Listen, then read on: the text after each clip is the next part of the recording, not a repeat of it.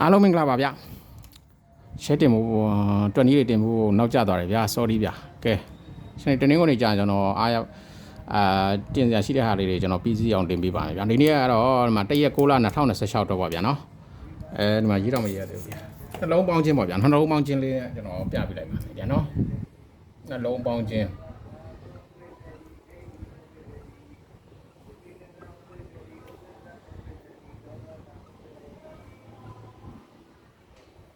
နှလုံးပေါင်းခြင်းတွက်နည်းလေးနဲ့ကျွန်တော်အရင်ဆုံးပြပြလိုက်ပါမယ်ဗျာနော်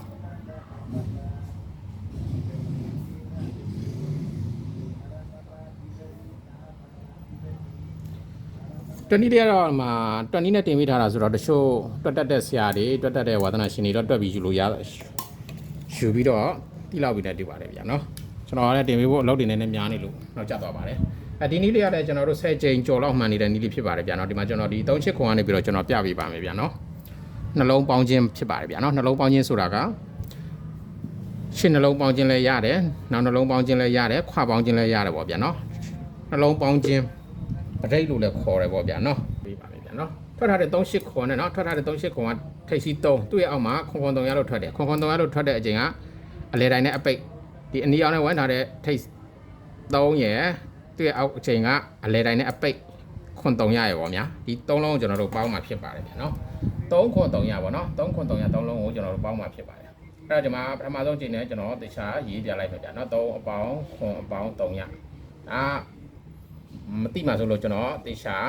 ရှင်းပြပေးခြင်းဖြစ်တယ်ဗျာနော်ပထမဆုံးအချိန်ဟုတ်ပြီအဲ့ဒီ3ခွန်3ရကျွန်တော်တို့3လုံးကိုပေါင်းမယ်လေပြီးလို့ရှိရင်အဲ့3ခွန်3ရထဲမှာကျွန်တော်တို့က6ပုံတည်ထည့်ပေါင်းမယ်6ကကျွန်တော်တို့ဒီမှာပုံမှန်ထည့်ပေါင်းပြရမယ်ဗျာနော်ပုံမှန်ထည့်ပေါင်းပြရမယ်6မတ်တက်နဲ့ပေါင်းတယ်ပေါ့ဗျာနော်ပုံမှန်ထည့်ပေါင်းပြရမယ်အဲ့ဒီတော့ဒီမှာ3ခွန်3ရရဲ6ပုံတည်ထည့်ပေါင်းမှာ3နဲ့9နဲ့ပေါင်းတော့3ရ3ရနဲ့3ရနဲ့ပေါင်းရင်3ရ3ရနဲ့9နဲ့ပေါင်းလို့ရှိရင်ဒီမှာ9လို့ရမယ်ဗျာနော်9အဲ့ဒီ9ကိုကျွန်တော်တို့တစ်ပေါင်းမယ်9တစ်ပေါင်းမယ်ဗျာနော်ဒီမှာကြီးကြီးလေးရေးပြမယ်9တစ်ပေါင်းမယ်9တစ်ပေါင်းတော့ဒီမှာ3ရလို့ရမယ်အဲ့ဒီ3ရကိုကျွန်တော်တို့က2ပွင့်ထပ်ပေါင်းမယ်3ရကို2ပွင့်ထပ်ပေါင်းတော့ဒီမှာ2လို့ရမယ်အဲ့မှာဆိုလို့ရှိရင်9 3ရ2ဆိုပြီးတော့အတွဲပေါင်းခြင်း3လုံးရပါတယ်ဗျာနော်အဲ့ဒီမှာကျွန်တော်ဒီ3ခွန်3ရဆိုတော့3လုံးကိုကျွန်တော်တို့ပေါင်းတယ်ပြီးရင်6ပုံတည်ထည့်ပေါင်းတယ်အဲ့မှာ3ခွန်3ရ3လုံးပေါင်းတော့3ရရမယ်9နဲ့ပေါင်းတော့9လို့ရမယ်အဲ့ဒီ9ကိုကျွန်တော်တို့တစ်ပေါင်းမယ်နော်9ကိုတစ်ပေါင်းမယ်ဒီမှာနည်းနည်းလေးဥစ္စာဖြစ်အောင်ထင်ရှားအောင်ပြပြီ9ကိုတစ်ပေါင်းမယ်ဒီက3ရကို2ပေါင်းမယ်နော်ပေါင်းလို့ရတဲ့ကိုတစ်ပေါင်းတော့3ရလို့ရမယ်အဲ့ဒီ3ရတော့က2နဲ့ထပ်ပေါင်းမယ်2နဲ့ထပ်ပေါင်းတော့2လို့ရမယ်အဲ့ဒီမှာ9 3ရ2ဆိုပြီးတော့အတွဲပေါင်းခြင်းနှလုံးပေါင်းခြင်းပေါ့ဗျာနော်3လုံးရပါတယ်ဒီ38ခွန်နဲ့ခွန်3ရ3ရကနှစ်ကြိမ်ကပေါင်းထားတာဒီ184အကြိမ်အတွက်ဖြစ်ပါတယ်ဗျာနော်184အကြိမ်တော့အဲ့ဒီကြိမ်မှာဘာထွက်သွားလဲဆိုတော့နော်184လို့ထွက်ပါတယ်ဗျာနော်184လို့ထွက်တော့နော်ဒီမှာဒီ8နဲ့1ပေါင်းခြင်းက9ဖြစ်ပါတယ်ဗျာနော်8နဲ့1ပေါင်းခြင်းဒီမှာ9ဖြစ်ပါတယ်ဗျာနော်1နဲ့4ပေါင်းခြင်းက8နဲ့4ပေါင်းခြင်းဒီမှာ8နဲ့4ပေါင်းခြင်းကလည်း2ဖြစ်ပါတယ်ဗျာနော်8နဲ့4ပေါင်းခြင်းကလည်းဒီမှာ2ဖြစ်ပါတယ်ဒီမှာ9 3ရ2အတွဲပေါင်းခြင်းနှလုံးမှာဆိုလို့ရှိရင်ပေါင်းခြင်းနှလုံးတော့မှထိသွားပါတယ်ဗျာနော်8နဲ့1ပေါင်းခြင်း8နဲ့1ပေါင်းခြင်းအတွဲပေါင်းခြင်း9ဖြစ်တယ်ဗျာနော်1နဲ့4ခွပေါင်းခြင်း9မပါဘူးဗျာနော်အလဲနဲ့အပိတ်ပေါင်းခြင်း8နဲ့4ပေါင်းခြင်း2ဒီမှာဆိုလို့ရှိရင်အတွဲပေါင်းခြင်း3လုံးမှာနှလုံးတော့မှထိသွားပါတယ်ဗျာနော်ဟုတ်ပြီအဲ့လိုပဲကျွန်တော်တို့ဆက်သွားမယ်အဲ့ဒီမှာခွန်3ရ3ရကဒီကခွန်ထိပ်စီသူ့ရအောင်မှာ184လို့ထွက်ထားတယ်အဲ့184လို့ထွက်တဲ့အချိန်ကဒီက8နဲ့4ပေါ့နော်ဒီ3လုံးကျွန်တော်တို့ပေါင်းမှာဖြစ်ပါတယ်ဒီ3လုံးကျွန်တော်ဒီမှာချရေးလိုက်မယ်နော်ခွန်84ဆိုပြီးတော့ပဲတွဲရေးလိုက်တော့မယ်ခွန်84အပေါင်း6ပုံတည်ထည့်ပေါင်းပေးရမယ်နော်6ပုံတည်ထည့်ပေါင်းပေးရမယ်အဲ့တော့ခွန်84နဲ့ဒီမှာ9နဲ့ပေါင်းရမယ်ခွန်8နဲ့ပေါင်းတော့9နဲ့9နဲ့ပေါင်းတော့4လို့ရမယ်နော်ဟုတ်ပါဘူးခွန်8နဲ့ပေါင်းတော့9နဲ့4နဲ့ပေါင်းတော့9လို့ရမယ်နော်ခွန်8 4 3လုံးပေါင်းခြင်းက9ရမယ်9နဲ့9နဲ့ပေါင်းတော့ဒီမှာ8လို့ရမယ်8ကိုတစ်ပွင့်8ကိုတစ်ထည့်ပေါင်းမယ်8ကိုတစ်ထည့်တောင်းတော့ဒီမှာ8ကိုတစ်ထည့်ပေါင်းတော့9လို့ရမယ်9ကို2ထည့်ပေါင်းမယ်9ကို2ထည့်ပေါင်းလို့ရှိရင်1လို့ရမယ်နော် ရှစ်ကိုတစ်ထက်ပေါင်းမယ်ရှစ်ကိုတစ်ထက်ပေါင်းကိုလို့ရမယ်အဲ့ဒီကိုနှစ်ထက်ပေါင်းမယ်ကိုနဲ့နှစ်ပေါင်းတော့တစ်လို့ရမယ်အဲ့ဒီမှာဆိုလို့ရှိရင်ရှစ်ကိုတစ်ဆိုပြီးတွဲပေါင်းခြင်းသုံးလို့ရပါတယ်ဗျာနော်ရှစ်ကိုတစ်ဆိုပြီးတွဲပေါင်းခြင်းသုံးလို့ရအဲ့ဒီချိန်မှာတစ်ရှစ်လေးအောက်မှာဘာထွက်တာလဲဆိုတော့4 9 5လို့ထွက်တယ်ဗျာနော်တစ်ရှစ်လေးအောက်မှာဒီမှာ4 9 5လို့ထွက်ပါတယ်ဒီမှာနော်တစ်ရှစ်လေးအောက်မှာဒီမှာ4 9 5လို့ထွက်တယ်အဲ့တော့ဒီအဲ့ဒီချိန်မှာဆိုလို့ရှိရင်ပေါင်းခြင်းကဘာတွေပါသွားလဲဆိုတော့6နဲ့4ပေါင်းခြင်း3မပါဘူးဗျာနော်4နဲ့5ပေါင်းခြင်း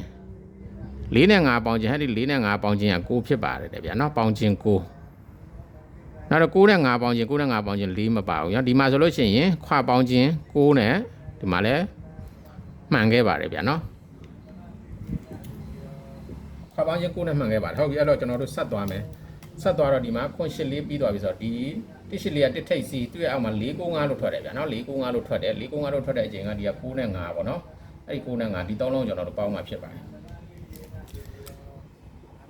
အဲ့တော့ဒီမှာတော့1 9 5ပေါ့နော်1 9 5ဆိုတဲ့3လုံးပေါင်းမှဖြစ်ပါတယ်ဒီမှာဒီတိုင်းတော့ရှာရေးပြလိုက်မယ်နော်ခါလေးပေါင်းပြီးရေးပြလို့ရတယ်တချို့တော့နားမလဲမှာဆိုလို့ကျွန်တော်ကနားလဲအောင်ရှင်းပြခြင်းဖြစ်တယ်နော်ကဲဆရာကြီးဆိုတော့ဒါကတော့နားလဲတယ်ပေါ့နော်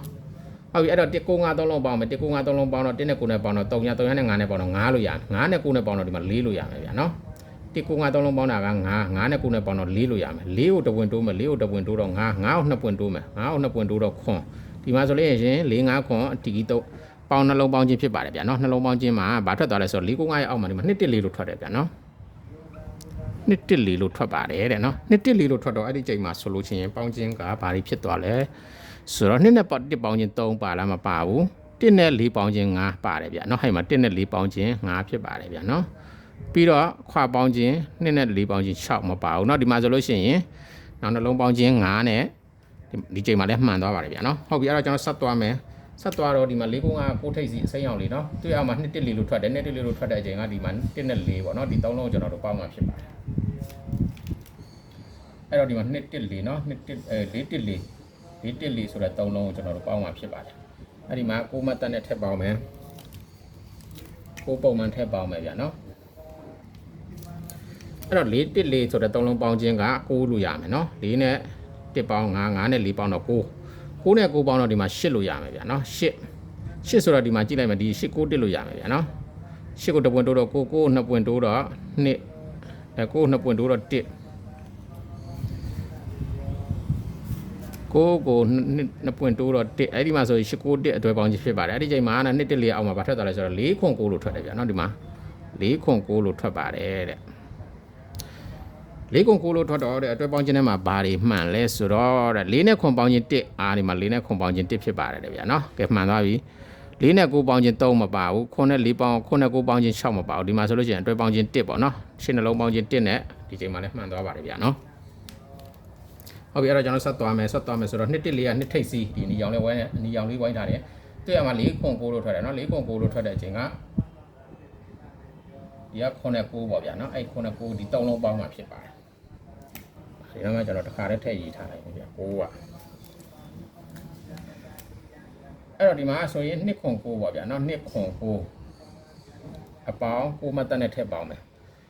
2 9 3လုံးပေါင်းခြင်း2နဲ့9ပေါင်းတော့9 9နဲ့9ပေါင်းတော့8 8နဲ့9ပေါင်းတော့ဒီမှာခွန်လို့ရပါတယ်ဗျာနော်ဟုတ်တယ်တွက်တာလည်းပေါင်းတာမှားတာချက်ကြည့်ပြောနော်2နဲ့ခွန်ပေါင်းခြင်း9 9နဲ့9ပေါင်းခြင်း8 8နဲ့9ပေါင်းခြင်းကခွန်ရမယ်နော်ခွန်ကို1ပွင့်တိုးမယ်ခွန်ကို1ပွင့်တိုးတော့8ကို2ပွင့်တိုးမယ်8ကို2ပွင့်တိုးတော့3ရဒီမှာဆိုလို့ရှိရင်ခွန်8 3ရအထီးကြီးဖြစ်ပါတယ်တဲ့ဒီမှာ4ခွန်9ရအောင်မှာဘာထွက်သွားလဲဆိုတော့ပြီးခဲ့တဲ့ချိန်က6 1 5လို့ထွက်သွားတယ်ဗျာနော်6 1 5လို့ထွက်သွားတယ်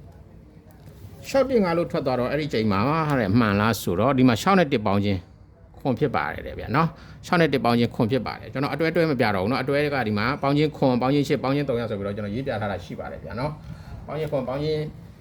းခြင်းခွန်ပေါင်းခြင်း8ပေါင်းခြင်း3ရဆိုပြီးတော့ကျွန်တော်အတွဲအနေနဲ့ရေးပြထားတာရှိပါတယ်เนาะအဲ့ဒါလေးကိုကျွန်တော်ဒီဘက်ဒီနားမှာဗီဒီယိုလေးနဲ့ဓာတ်ပုံလေးနဲ့ကျွန်တော်ထိုးပြီးပြပေးပါမယ်ဗျာနော်ဒီနားမှာဓာတ်ပုံလေးနဲ့ထိုးပြီးကျွန်တော်ပြပေးပါမယ်ဒီတောင်လေးမှာဓာတ်ပုံလေးနဲ့ထိုးပြီးကျွန်တော်ပြပေးမယ်နော်ဟုတ်ပြီအဲ့တော့ကျွန်တော်တို့အခုချိန်တက်ကထွက်ထားတဲ့4 9 9ကဒီက4ထိပ်စီအစိမ်းရောင်လေးနဲ့လာမယ်နော်အနီရောင်ပြီးတော့အစိမ်းရောင်လေး ပြီးတော့ဒီမှာ615လို့ထွက်တဲ့အချိန်615လို့ထွက်တဲ့အချိန်ကဒီက1နဲ့5ဒီ415ဆိုတဲ့3လုံးပေါင်းမှာဖြစ်ပါတယ်ဗျာနော်ဟော6ကိုကျွန်တော်တော့ဝိုင်းထားတယ်6ကပေါင်းလို့မရသေးဘူးနောက်အချိန်မှာပေါင်းအောင်615လို့ထွက်သွားတယ်ဗျာနော်ပြီးခဲ့တဲ့အချိန်က615လို့ထွက်သွားကျွန်တော်တို့ကဘာလဲဆိုတော့ break ဗျာနော် break ကျွန်တော် break အားနေ break လည်းကျွန်တော်မှန်တယ်ဗျာနော်96 break လည်းကျွန်တော်မကြိုက်ဘူးလို့ပြောတယ်တကယ်တမ်း96 break လည်းအားနေပါတယ်ကျွန်တော်မကြိုက်ဘူးလို့ကျွန်တော်ပြောခဲ့ပါတယ်နော်301 96 break ၄လုံးကပြတ်သွားတယ်ဗျာအပြတ်သွားတော့ပောက်ကွက်လွဲသွားပါတယ်ဗျာနော်နှလုံးပေါင်းခြင်းကမှန်သွားပါတယ်ဗျာနော်ဒါကလည်းကျွန်တော်ပြောသလိုပဲနီးစနစ်တစ်ခုမှားလို့ရှိရင်သူကတော့ပောက်ကွက်အနေနဲ့တော့လွဲမှာပဲပေါ့ဗျာနော်ကြိုက်တဲ့နီးစနစ်လေးကိုယူပြီးတော့သုံးပါနော်ပြီးခဲ့တဲ့အချိန်ကတော့အကုန်လုံးမှန်တယ်ဗျပရိတ်လည်းမှန်တယ်တွဲပေါင်းခြင်းလည်းမှန်တယ်ပောက်ကွက်လည်းဝင်ပါတယ်ဒါပေမဲ့ပြီးခဲ့တဲ့အချိန်တော့ဒီ၄ခွန်9အချိန်တော့ကျွန်တော်မပြပေးခဲ့ရဘူးထိုးကွက်မတင်ပေးခဲ့ရဘူးပေါ့နော်ဒီအချိန်မှာတော့တင်ပေးခဲ့တယ်ဒါပေမဲ့ပရိတ်လေးလုံးကမှားတဲ့အတွက်ကြောင့်မို့ပရိတ်လေးလုံးကပြတ်သွားတဲ့အတွက်ကြောင့်မို့ကျွန်တော်ပရိတ်လေးလုံးနဲ့ပဲထုတ်ထားတာဆိုတော့နော်ပရိတ်လေးလုံးမှာပြတ်သွားတယ်16305ပရိတ်ပေါ့နော်16305ပရိတ်ကတ်သွားတာ2ပရိတ်ထွက်သွားတယ်ဆိုတော့အဲ့မှာပရိတ်ပြတ်သွားတော့ကျွန်တော်တို့ပောက်ကွက်မဝင်ဖြစ်သွားပါတယ်ဗျာနော်အဲ့တော့အခုလာပြီအဲ့တော့415ကို3လုံးပေါင်းမယ်ဒီက6မှတ်တက်နဲ့ထည့်ပေါင်းမယ်ဗျာနော်415 3လုံးဒီက6မှတ်တက်နဲ့ထည့်ပေါင်းမယ်ဆိုတော့415 3လုံးပေါင်းခြင်းက3ရလို့ရမယ်3ရနဲ့9နဲ့ပေါင်းတော့ဒီမှာ9လို့ရမယ်9ဆိုတော့ဒီမှာပါ9 300 2လို့ရမယ်9တပွင့်တိုးတော့3ရ3ရကို2ပွင့်တိုးတော့2 9 300 2 9 300 2အတွဲပေါင်းခြင်းဖြစ်ပါတယ်ဗျာနော်9 300 2အတွဲပေါင်းခြင်းဖြစ်ပါတယ်အဲ့တော့900 2အတွဲပေါင်းခြင်းကိုကျွန်တော်တို့တွဲပေးမယ်ဆိုလို့ရှိရင်ပေါ့နော်တွဲပေးလို့တွဲပေးလိုက်ပါမယ်ဗျာနော်တချို့မသိတဲ့လူတွေကြွတ်ကျွန်တော်တွဲပေးလိုက်ပါမယ်ဘယ်နာတွဲရမှာမသိဒီရှမ်းမှာတွဲလိုက်မယ်ဗျာနော်အတွဲပေါင်းခြင်းဒီချိန်မှာအတွဲပေါင်းခြင်းက9300နှစ်လို့ရပါတယ်ဗျာနော်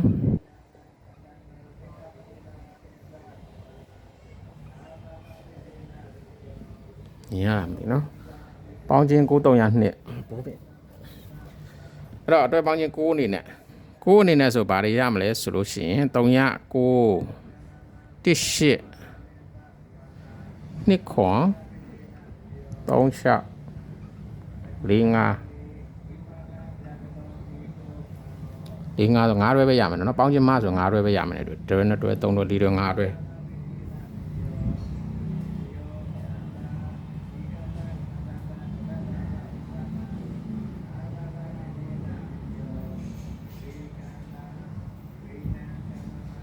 ပေါင်းခြင်း9ဆိုလို့ချင်းပေါင်းခြင်းမဆိုလို့ချင်း9တွဲရမယ်ပေါင်းခြင်း300ပေါင်းခြင်း300အတွက်ပေါင်းခြင်း300အတွက်ဆိုလို့ရှိရင်6တွဲလောက်ရမယ်300ရမယ်300အတွဲရမယ်1 9တွဲရမယ်2 8အတွဲရမယ်3ခွန်အတွဲရမယ်4 6အတွဲရမယ်5 5အတွဲရမယ်ပေါင်းခြင်းမဆိုလို့ရှိရင်ပေါင်းခြင်းစုံဆိုလို့ရှိရင်6တွဲဖြစ်မယ်1တွဲ2တွဲ3တွဲ4တွဲ5တွဲ6တွဲအဲ့တော့ပေါင်းခြင်း2အတွက်ပေါင်းခြင်း2အတွက်ဆိုလို့ရှိရင်300 2ရမယ်300 2ပါမယ်1ပါမယ်နော်1 3နဲ့ဆိုလို့ရှိရင်3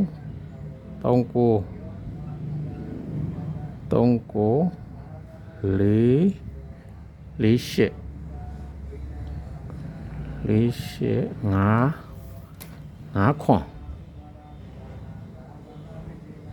5ခွန်6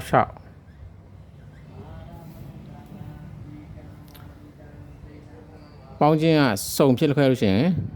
6တွဲရမယ်1တွဲ2တွဲ3တွဲ4တွဲ5တွဲ6တွဲအဲ့တော့ဟုတ်ပြီ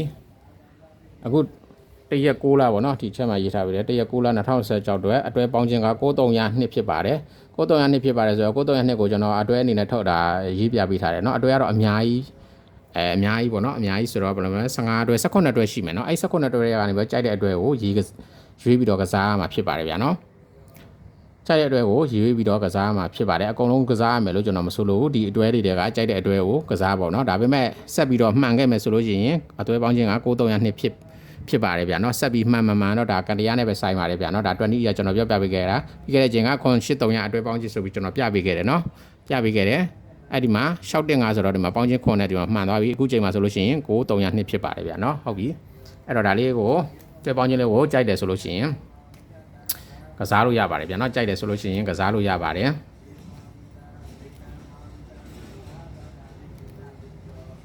မကြိုက်ဘူးမနစ်သက်ဘူးဆိုလို့ရှိရင်လည်း